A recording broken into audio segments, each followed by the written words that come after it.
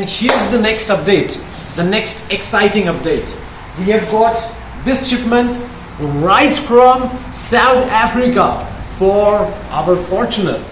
Now, what does it contain and why from South Africa when we are already in Australia? Right, so first thing first, what it contains. This one has the front expedition bumper for the Fortuner. It has a toy bar, and the bumper as well is going to be winch compatible, so it as well has the winch plate.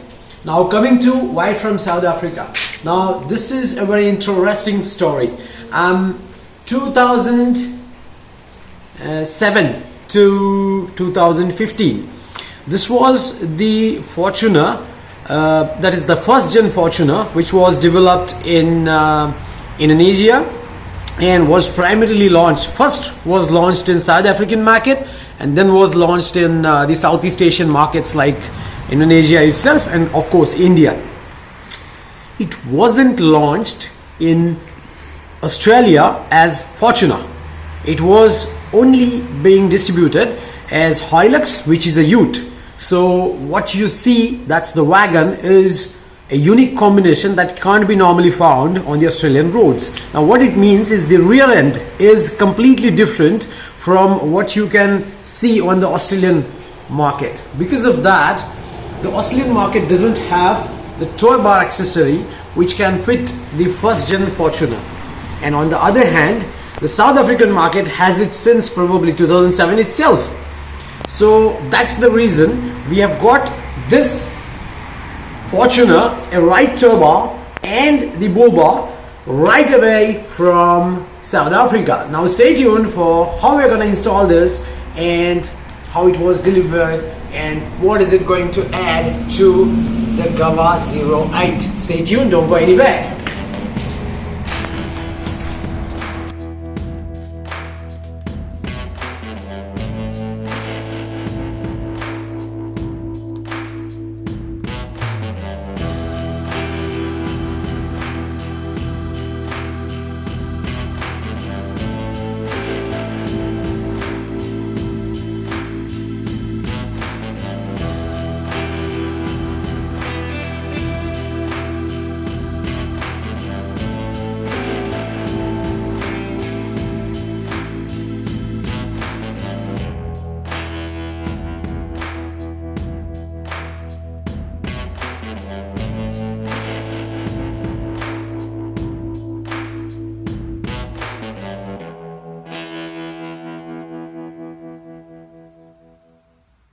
We have made sure that the package contains all the required nut bolts and the accessories, and with confidence now we are progressing to remove the bumper. So the bumper is mounted on a lot of different mounting points, and we will need to not just remove the bumper but as well remove those mounting points which may foul with the new bumper. So there are such points near the headlamp, near the wheel arches left and right hand side, and as well some behind the bumper in form of some brackets. I've started removing these brackets from the right hand side, and after removing the plastic part on the body of the vehicle, the part of the panel which is going to be behind the bumper is being painted, so that kind of makes a clean bridge between the bumper and the body of the vehicle. We are going to continue on the left hand side and as well as below the previous bumper. The Fortuner comes with a lot of plastic panels, and all of them, especially those which were connected to the old fiber bumper, need to be removed because there would be new metal panels coming in to take care of that.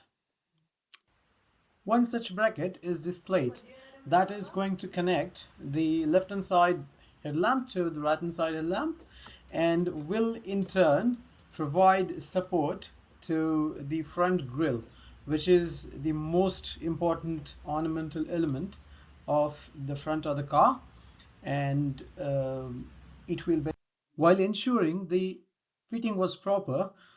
I note that there is still one hard plastic bracket left connected to the headlamp. that was supporting the bumper, and to remove that we need to remove both the headlamps. So before connecting the cross plate bracket, I am taking out both the headlamps, and there are a couple of screws which hold that bracket in place. After those screws are removed, the hard plastic bracket can be separated from the headlamp. So both the sides we successfully remove this bracket and make the headlamps free from any connection or any protrusion that might hinder the installation of the bumper. In go the headlamps back again and are secured properly to their locking points, and using the plate bracket, the front fascia, the front grille as well, is secured in its place. We complete the top portion of the front and now want to focus on the bumper mounting itself. So for mounting the bumpers, we need to remove the front crossbar. Now, because this is an essential member of the chassis, it's mounted with HT bolts, 14 mm HT bolts, and it needs 14 mm long barrel socket to remove these nuts. So we have removed the nuts off camera and we are taking the front cross member away.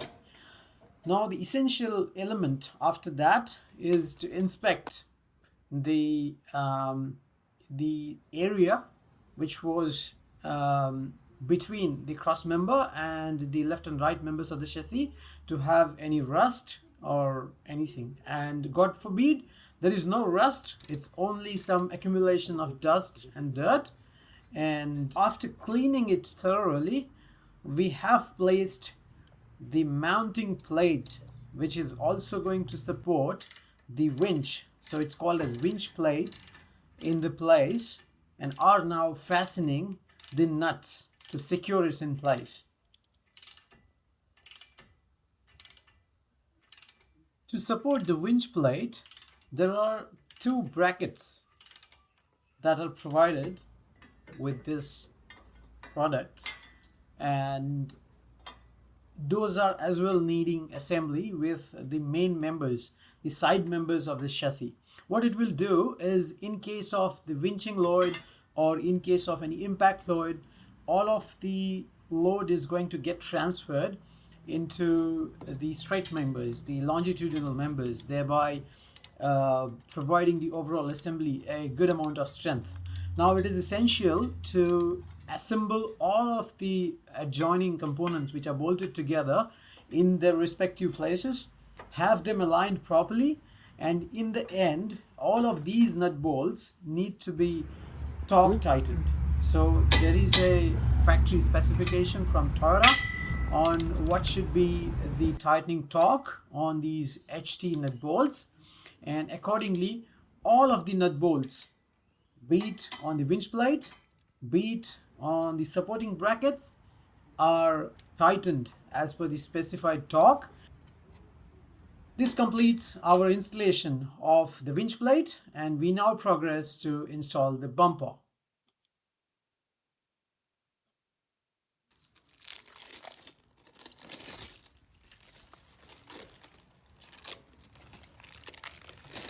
There are several accessories on the bumper that need installation prior to the bumper is placed on the winch plate, just because accessing the nuts for these accessories could be very difficult, such as the rubber bump stops,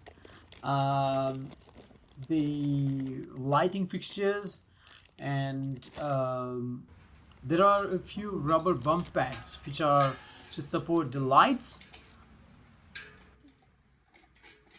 A full host solution of the front guard plate, the bash plate, and the side skirting.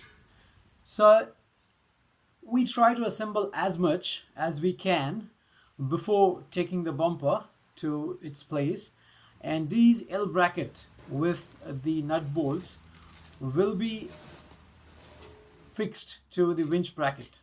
So we place the bumper in its place and do the final tightening on the accessories, keeping the light fixture part of it open to access all the internal nut bolts for the final tightening.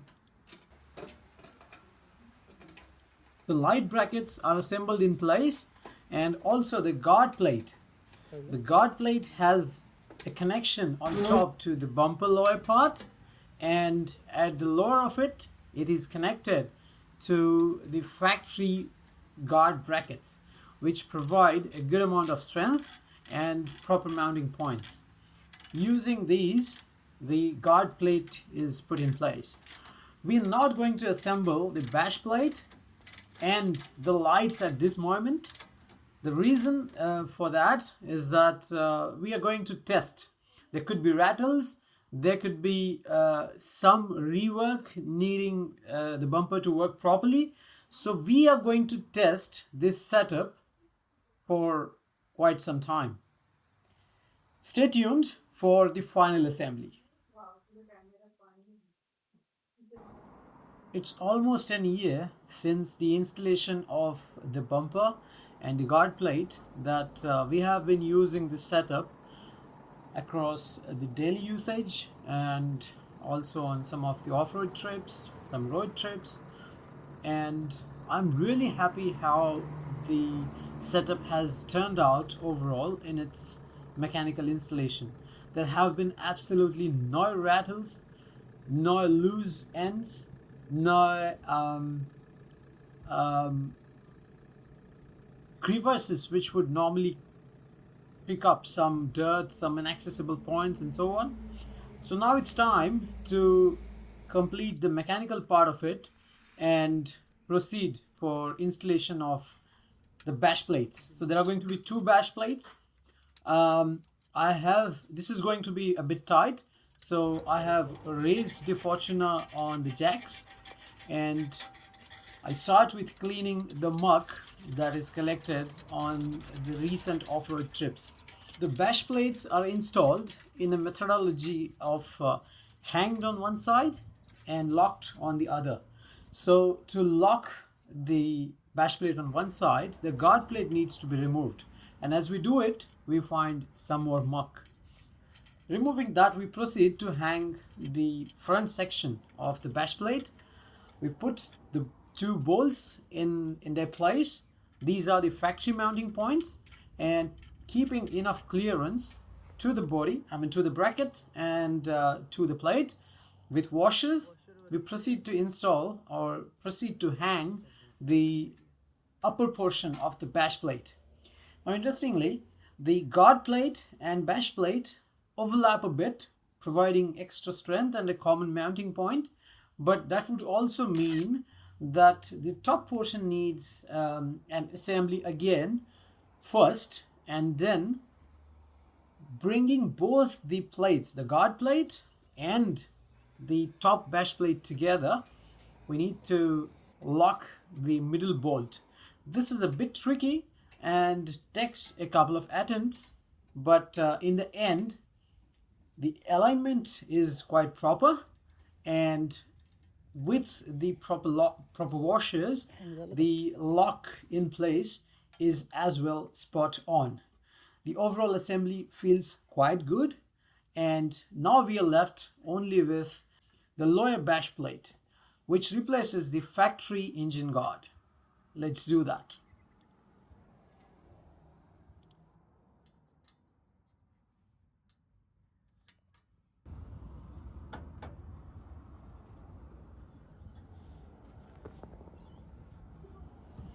The Toyota engine guard is not a great deal to talk home about. It's just functional, and mine especially has taken a lot of abuse over the years, and it's bent at multiple locations, and anyway, it's going out.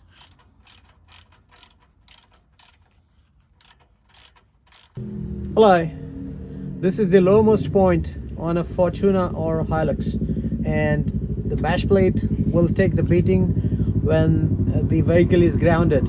You have seen a few locations where it has already been worn by the factory bash plate. We're replacing this, and I'm removing these last 2 bolts, and the new bash plate will go in this place. Stay tuned.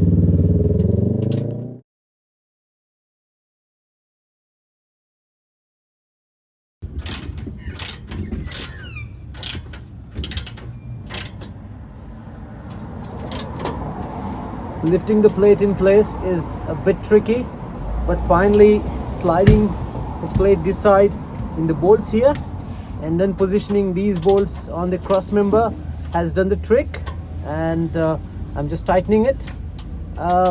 This bash plate has a specific challenge that it doesn't have an opening for letting the engine oil drain. So as the time goes on, during the service I need to make a hole here, so which I'll be doing in a due course. For now, the bash plate goes in place and we try it out on our next expedition. Thanks. This completes the bumper installation. See you on the next adventure. Stay tuned.